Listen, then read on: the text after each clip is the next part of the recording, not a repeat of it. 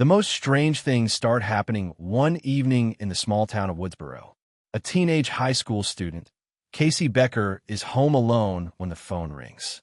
She answers casually and is greeted by a stranger with a smooth, attractive voice. At first, the conversation feels harmless, even playful.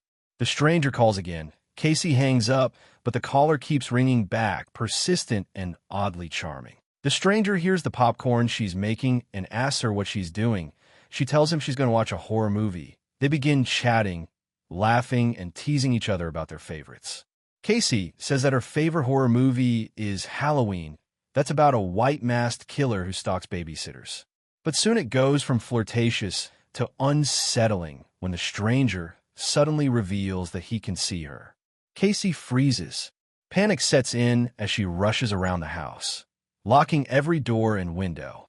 Trying to intimidate the caller, she boasts about her boyfriend Steve, a strong football player who will be home soon. But the stranger cruelly informs her that Steve is already there. Casey looks outside and finds her boyfriend tied to a patio chair, beaten and bleeding. The caller now begins a twisted game. He plays a horror movie trivia with Casey. If she answers correctly, Steve lives. If she answers wrong, he dies. The first question seems easy, but the next one is tricky. Casey answers incorrectly, and a stranger called Ghostface kills Steve right in front of her, making her scream. Moments later, Ghostface breaks into the house. Casey runs, managing to fight back briefly and even injure him, but she cannot escape.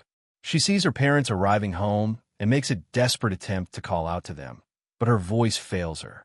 Ghostface brutally stabs her. Meanwhile, Casey's parents hear her faint breathing on the phone line. They rush home to find smoke filling the kitchen. Her mother runs outside to call for help, but screams when she discovers Casey's lifeless body hanging from a tree in the front yard. Later that night, another high school student, Sidney Prescott, is home when her boyfriend, Billy Loomis, sneaks into her bedroom through the window. Their relationship is strained. Billy wants things to move forward physically, but Sidney is hesitant. A year earlier, her mother, Maureen Prescott, was raped and murdered, leaving Sidney traumatized. When Sidney's father hears a noise and rushes upstairs, Billy hides and Sidney covers for him. Anyhow, her father soon announces he will be out of town for the weekend. Sidney and Billy have a cute moment kissing and cuddling, and she asks him to leave. As he's climbing down, Sidney tells him that she appreciates the romantic gesture and flashes her boobs at him. The next morning at Woodsboro High School, the atmosphere is tense. Police officers and reporters swarm the campus following Casey's murder.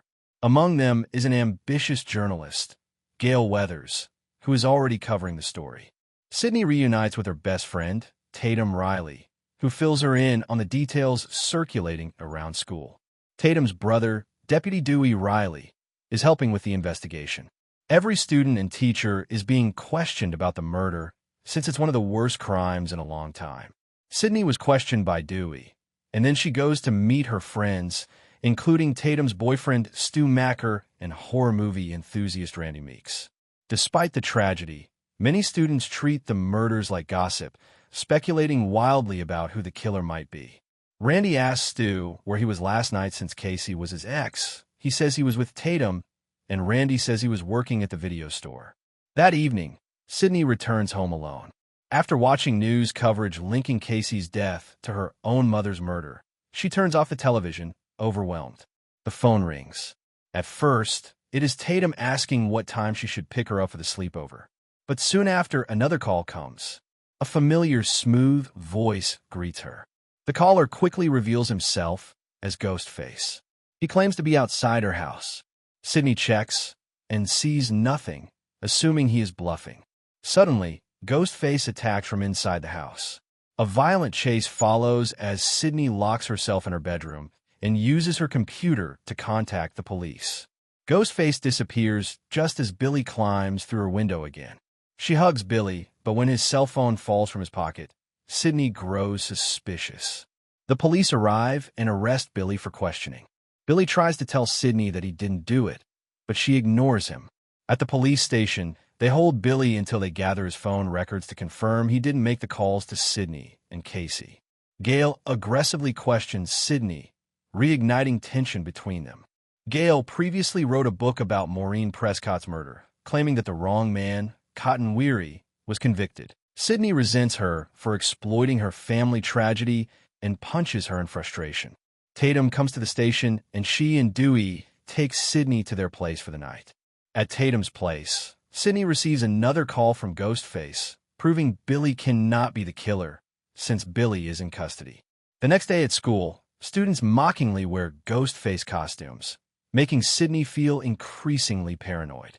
Sidney rushes to the restroom to find two cheerleaders bitching about her, saying that Sidney is doing all of this for attention, and she's probably a slut like her mom. They leave the restroom, and suddenly, Ghostface appears inside the restroom and attacks her, but she escapes. Following this incident, the school closes indefinitely, and a citywide curfew is enforced. Stu decides to throw a party at his house before the curfew begins. He invites Sidney and Tatum and tells them to get food. That evening, Principal Hembry, alone in his office, hears strange noises. Ghostface emerges from behind and murders him, adding another victim to the growing list. Meanwhile, at the video store, Randy and Stu debate who the killer might be. Randy insists that in horror movies, everyone is a suspect, especially the boyfriend. Billy gets behind Randy and asks him how is he not a suspect. Randy says he's 1-2 cause of his extensive scary movie knowledge. And then they talks about how Billy has that serial killer instinct. Dewey goes to talk to his boss, who tells him that the calls were made from Sidney's father's phone, so they begin looking for him. Night falls, and teenagers gather at Stu's house to party. Dewey drops Sidney and Tatum off. Gail is following them, and Dewey meets Gail outside. She asks if she can join him as he checks on things, while Gail gets a secret camera with her and sets it up at Stu's house, hoping to capture something newsworthy. Inside the house, Tatum goes to the garage to grab beers. She encounters someone in a Ghostface costume and assumes it is a prank. When it attacks her, she realizes it is all too real. A brutal struggle follows. Tatum attempts to escape through the small pet door of the garage, but she gets stuck. Ghostface activates the automatic garage door, crushing her to death in a shocking and unforgettable kill. Back inside, the party continues. Randy is watching a scary movie with his friends, and he gets a call that Principal Hembry's body has been found hanging from the football field goalpost. Most of the teenagers rush out to see the spectacle, leaving only a handful behind. Billy quietly reappears and pulls Sidney aside. Wanting privacy, Stu generously offers his parents' bedroom upstairs. Alone at last, Sidney opens up about her fears. She tells Billy she doesn't want to become like her mother, whose secret life and tragic death still haunt her. Billy, ever dramatic, compares their situation to horror movies, insisting life isn't always a scary story. In a vulnerable moment, Sidney finally gives in to him, hoping to move forward, and they have sex. Dewey and Gail walk down the road, awkwardly flirting, when a car full of students nearly runs them over. They fall, kiss, and suddenly find Sidney's father's abandoned car hidden nearby, increasing suspicion that he may be involved. Back inside the house, Sidney questions him again about the calls and the murders. Suddenly, Ghostface appears behind Billy and stabs him. Billy collapses covered in blood. Sidney screams and runs. She climbs out a window and falls onto a boat below. Regaining her footing, she stumbles into the garage and discovers Tatum's crushed body. Horrified, she runs outside for help. Inside, Randy drunkenly watches Halloween, yelling at the screen for Jamie Lee Curtis to turn around. Ironically, Ghostface creeps up behind him.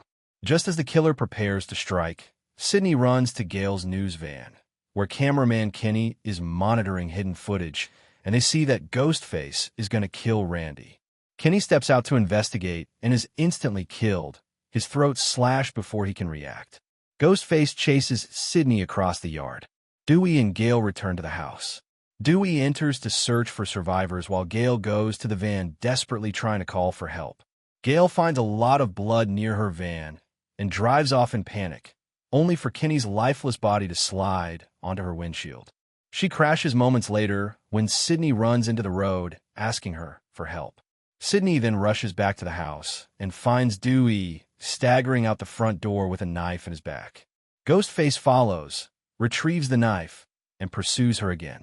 Sidney escapes to a police cruiser, gets in, and locks the doors, but Ghostface has the keys. So he gets in and attacks her again. Once again, she narrowly gets away. Inside the house, Sidney grabs Dewey's dropped gun. Randy and Stu appear, each accusing the other of being the killer. Unable to trust either of them, Sidney locks them out. Suddenly, Billy reappears alive but limping. Sidney hands him the gun for protection. When Randy bursts through the door accusing Stu, Billy shoots Randy. He then reveals the truth. The earlier stabbing was fake, using corn syrup and color as blood. Billy is one of the killers. Stu steps forward, pulling out a voice changer. That familiar, charming voice echoes through the room. They confess everything. They murdered Maureen Prescott a year earlier because she had an affair with Billy's father, Cotton Weary, destroying his family. Sidney framed Cotton Weary for that crime, and now they plan to frame Sidney's father for the current killings and pull him into the room. To make their story believable, Billy and Stu begin stabbing each other lightly, staging wounds so they will appear as surviving victims. As they prepare to kill Sidney, Stu realizes the gun is missing. Suddenly, Gail appears holding it, but she forgets to reload it. Billy knocks her down and reclaims the weapon. Meanwhile, Sidney disappears into the house and secretly calls the police. Then, using the voice changer, she calls Billy and Stu from inside, taunting them and creating chaos.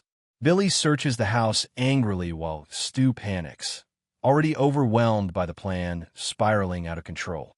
Billy checks a closet under the stairs. Sidney bursts out wearing the Ghostface costume and stabs him in the chest with an umbrella. Stu attacks her, and a violent struggle follows. Sidney manages to overpower him and drops a heavy television onto his head, electrocuting and killing him. She rushes to Randy's side, relieved to find he is still alive.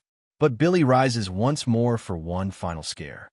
Gail, remembering to reload this time, shoots Billy.